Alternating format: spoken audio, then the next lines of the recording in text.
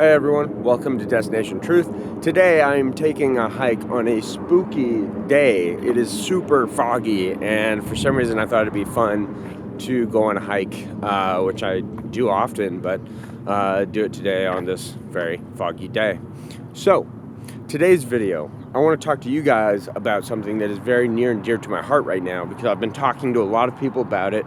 A lot of friends and family have been talking about it a lot, because I'm trying to understand, how do you fight people that are buying lies wholesale? Sorry about the lighting. I am walking into a spooky forest. I'll show you right now. Whoa.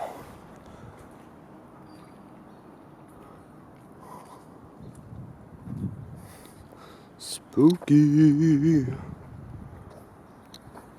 Hit the trash can. It's not a person. And pardon my voice, guys. I just got better from a terrible, cold or something. So, pardon my voice. Anyways, guys. So, what is cognitive dissonance? For starters, cognitive dissonance is quite simply when a person holds two conflicting ideas at the same time and they can't both be simultaneously true.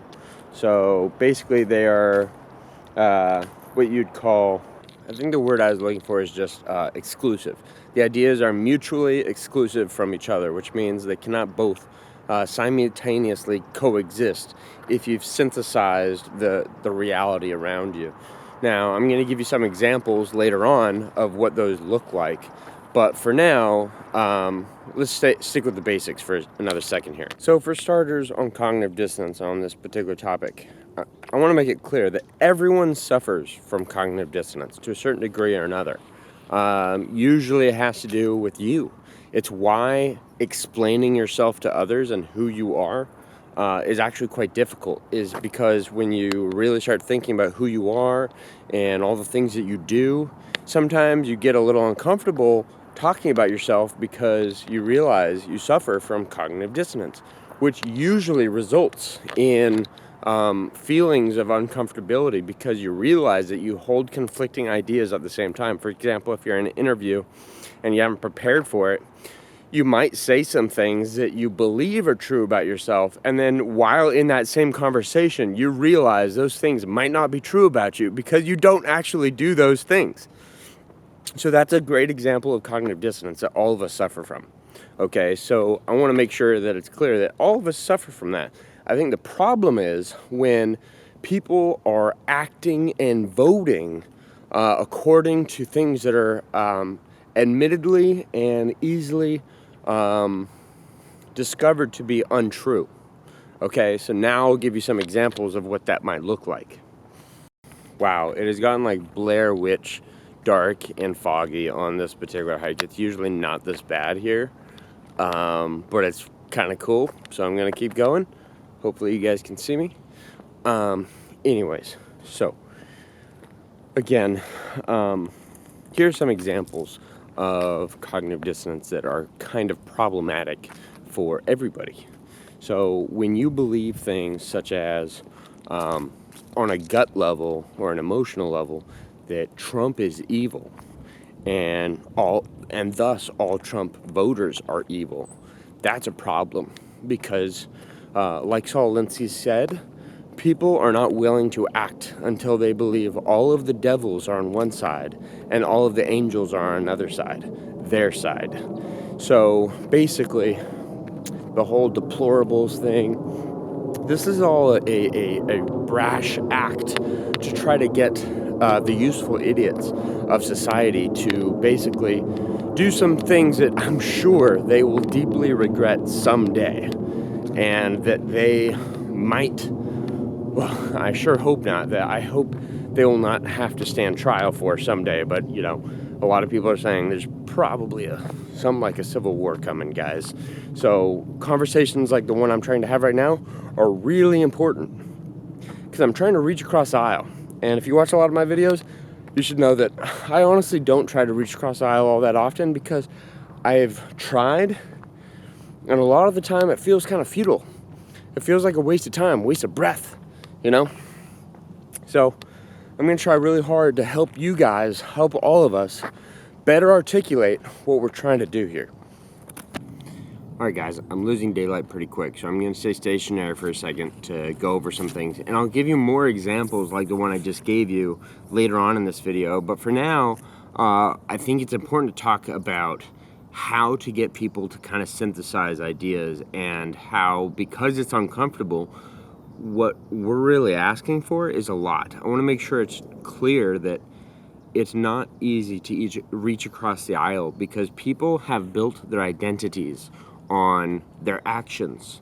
And so what I'm basically saying is the reason cognitive dissonance exists is because everyone is the protagonist, the main character of their life story.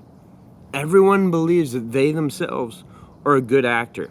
Even if they're criminals and they know that they're doing bad things, usually they rationalize what they're doing with, well, I'm less violent than so-and-so, or I'm keeping order better than so-and-so, or I'm simply, doing something less severely, or, whatever it is, it doesn't matter. Almost always, even criminals are doing, they have cognitive dissonance in their heads to be able to treat themselves as though they are good people. That's what this is all about.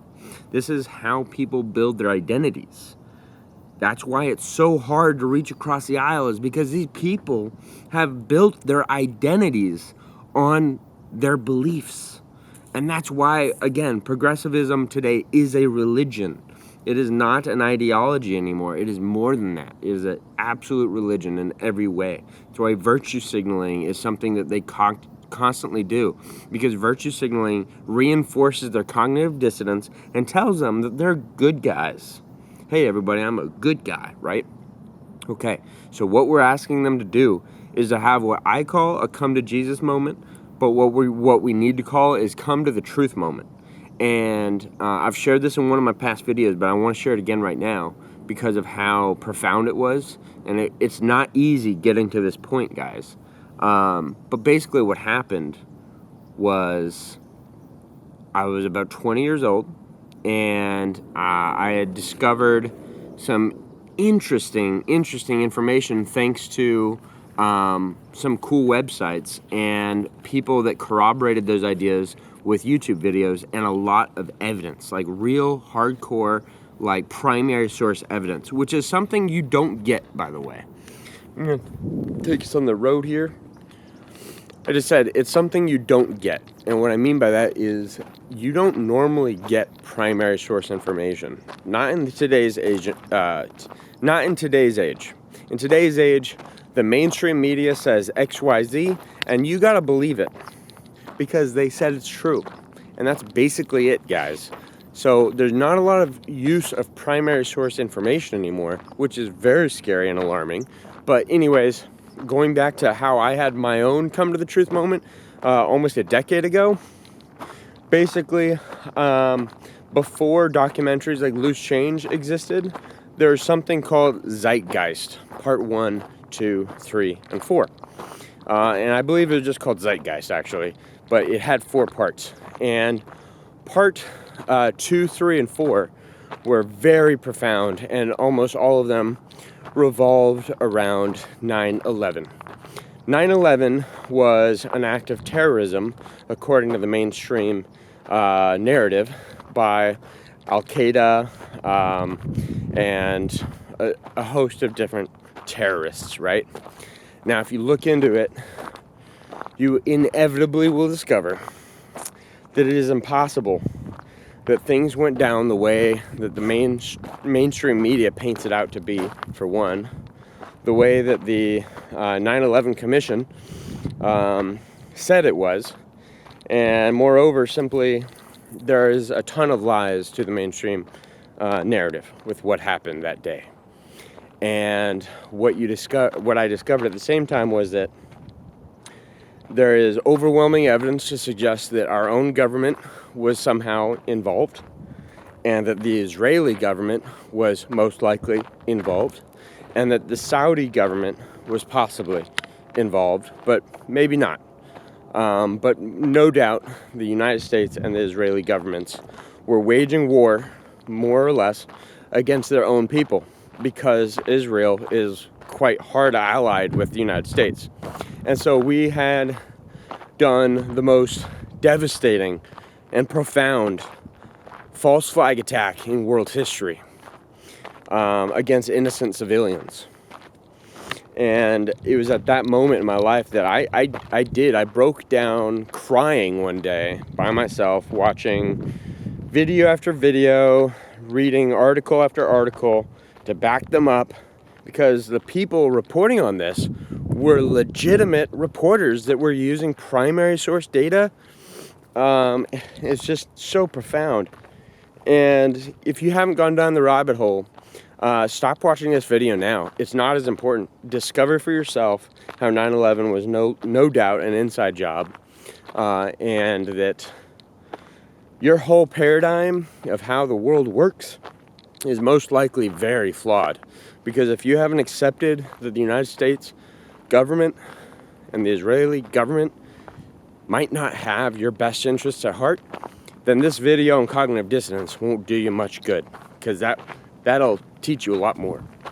Okay? Alright guys, I'm sorry, it is getting so dark that I don't think I continue this video, because you're just not going to be able to see me. Alright guys, it is getting so dark. I've turned the ISO all the way up and you can still barely make me out, so it is really dark. It doesn't feel like nighttime, but man, it's just this fog is like so thick and mysterious. So anyways, that's gonna have to be it. That's gonna have to be all of it for part one, and I'm gonna make a part one to really give you my 5 tips on how to have a civil conversation with someone and help them come to terms with their cognitive dissonance. Okay? And that's a wrap. Thanks for watching, guys. Somebody saw it.